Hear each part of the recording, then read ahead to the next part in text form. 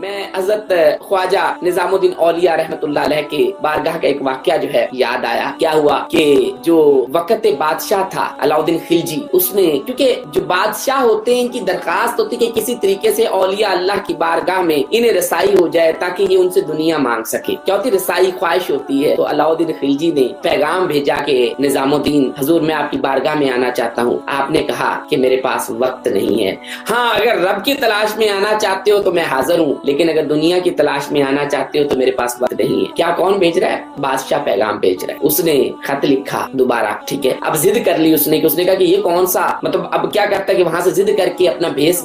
بدل کے کہا میں پہنچ جاؤں گا۔ اللہ والے کو کہیں سے اللہ والا جو ہے اس پہ رب جو ہے کچھ راز کھول دیتا ہے، اس پہ کچھ راز کھلے تو کیا ہوا، حضرت نظام الدین اولیاء رحمت اللہ علیہ نے، آپ نے کیا کیا، آپ نے ڈیوٹی لگا دی غلاموں کی کہ ایک اگر بادشاہ آئے تو اس کو اندر نہ آنے دینا۔ اب جو غلام تھے، جو مریدین تھے، اور انہوں نے پہچان لیا، جب پہچانا، جب یہ معاملہ ہوا تو معاملے میں کیا ہوا کہ انہوں نے اس کو روک لیا۔ اس نے کہا اچھا چلو تم مجھے جو ہے وہ جانے نہیں دیتے، ایک کام کرو میرا ایک خط جو ہے وہ اندر پہنچا دو۔ اب خط لکھتا ہے، خط کیا لکھتا ہے کہ حضور جو بادشاہ ہوتے ہیں وہاں پہ بھی دربان ہوتے ہیں، آپ کے ہاں بھی دربان ہیں، بادشاہوں میں اور آپ میں فرق کیا ہوا؟ حضرت نظام الدین اولیاء رحمت اللہ علیہ آپ مسکرا کے کہتے ہیں، لکھا جواب میں لکھا کہ بادشاہوں کے دربان جو ہوتے ہیں، بادشاہوں کے جو گارڈ ہوتے ہیں وہ اس لیے ہوتے ہیں کہ وہ فقیروں کو روک سکے، اور فقیروں کے، اللہ والوں کے دربان اس لیے ہوتے ہیں کہ وہ بادشاہوں کو روک سکے۔ جب یہ خط پڑھا تو اب بادشاہ تھا، سوچ تھی، وہ یہ سوچتا تھا کہ میں دینے والا ہوں، میں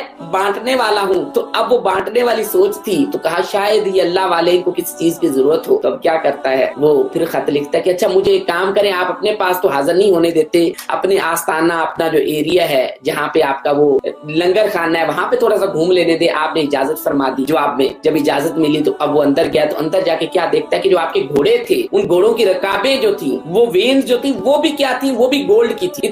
اتنی امیری تھی، اللہ نے اتنا نوازا تھا، کیونکہ رب نے ان کو محبوب بنایا تھا، تو جو محبوب ہوتا ہے اس کا معاملہ کچھ اور ہوتا ہے، تو اتنا رب نے نوازا تھا۔ تو جب یہ دیکھتے ہیں تو پھر خط لکھا کہ بادشاہ بھی سونا اکٹھا کرتے ہیں، اللہ والوں نے بھی سونا اکٹھا کرنا شروع کر دیا، فرق کیا ہے؟ جب یہ بات ہوئی آپ نے جواب میں لکھا کہ بادشاہ سونا اس لیے اکٹھے کرتے ہیں کہ وہ الماریوں میں رکھ سکے، اور اللہ والے اس لیے اکٹھا کرتے ہیں کہ وہ گھوڑوں کے پاؤں میں یا رکابوں میں استعمال کر سکے، کہ ان کے لیے کوئی